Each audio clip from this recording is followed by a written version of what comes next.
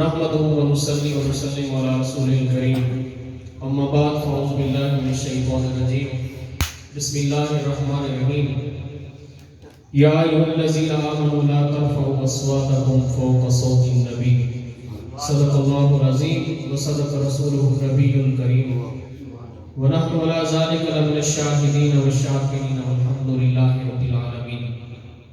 سامعین محترم، اس محفل کے لیے جس آیت کریمہ کا ایک حصہ میں نے پڑھا ہے، اس میں اللہ تبارک و تعالی نے اپنے محبوب صلی اللہ علیہ وسلم کی بارگاہ کا ادب صحابہ کرام کو سکھایا ہے.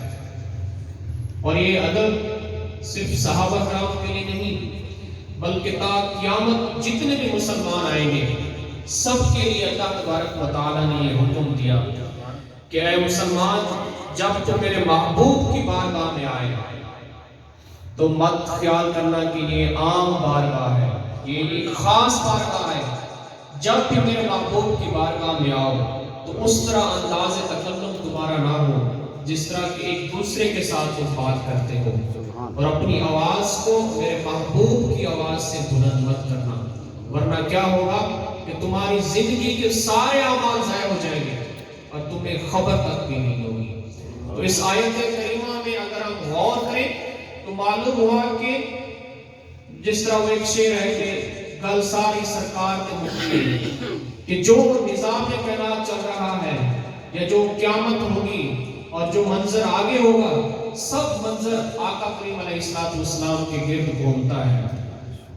اور اگر ہم سیرت طیبہ کا مطالعہ کریں تو یہ چیز احسن طریقے سے ہمیں سمجھ آئے گی کہ آقا کریم علیہ السلام کے ساتھ محبت اور حضور کے ساتھ عشق اور وارفتگی یہ حقیقت ایمان ہے. جس کا تعلق آقا کریم کے ساتھ ہو گیا وہ اس دنیا میں بھی کامیاب ہے اور اخروی زندگی میں بھی کامیاب ہے.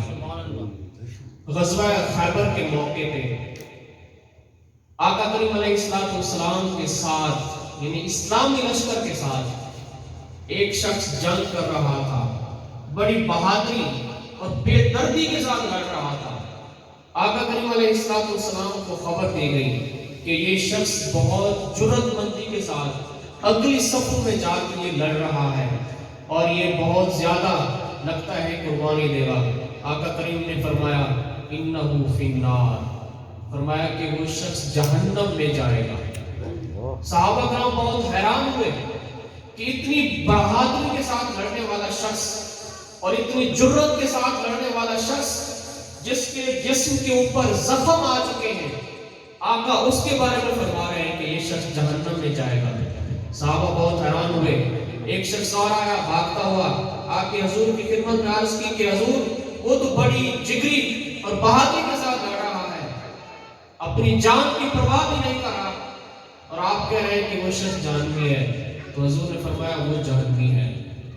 اچانک ایک شخص دوسرا آیا، اس نے آ کے خبر دی کہ میں گواہی دیتا ہوں کہ آپ اللہ کے رسول ہیں، کیونکہ جس طرح آپ نے خبر دی اسی طرح ہوا کہ اس شخص کو زخم پہنچے، ان زخموں کو وہ برداشت نہیں کر سکتا تھا. اس نے کیا کیا؟ اپنی تلوار کے ساتھ ہی اپنی گردن اس نے اڑا دی. تو حضور نے فرمایا میں نے کہا تھا کہ وہ شخص جہنمی ہے.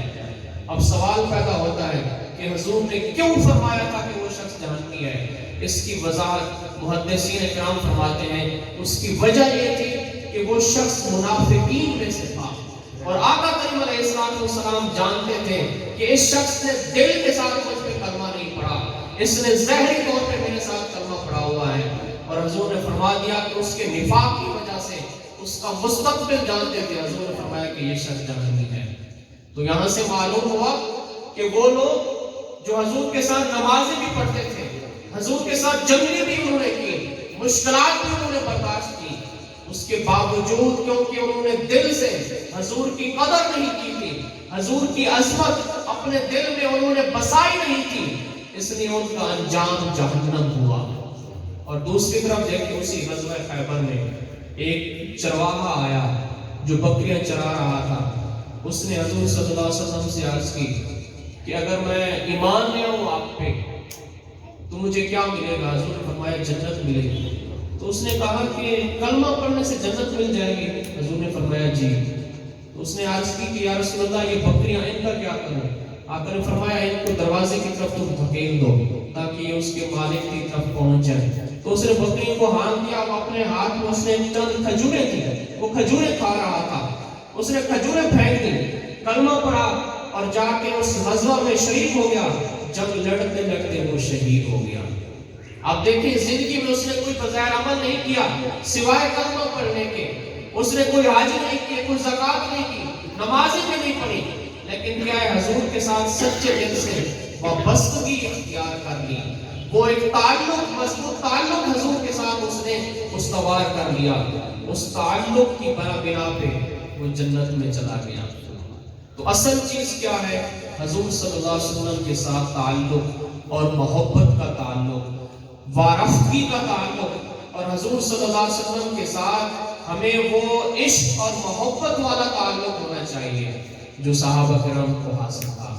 اگر اس تعلق کو اپنے دل میں ہم بسا لیتے ہیں اور اپنے قلوب و اذہان کو حضور سرور کائنات صلی اللہ علیہ وسلم کی محبت میں اور وارفتگی کے ساتھ ایک تعلق قائم کر لیتے ہیں تو یقیناً ہمارا انجام بھی انہی لوگوں کے ساتھ ہوگا جنہوں نے آقا کریم علیہ السلام کے اوپر اپنی جانیں نچھاور کر دی۔ دعا ہے کہ اللہ تبارک و تعالی ہمیں آقا کریم علیہ السلام کے ساتھ پکی اور سچی محبت نصیب فرمائے۔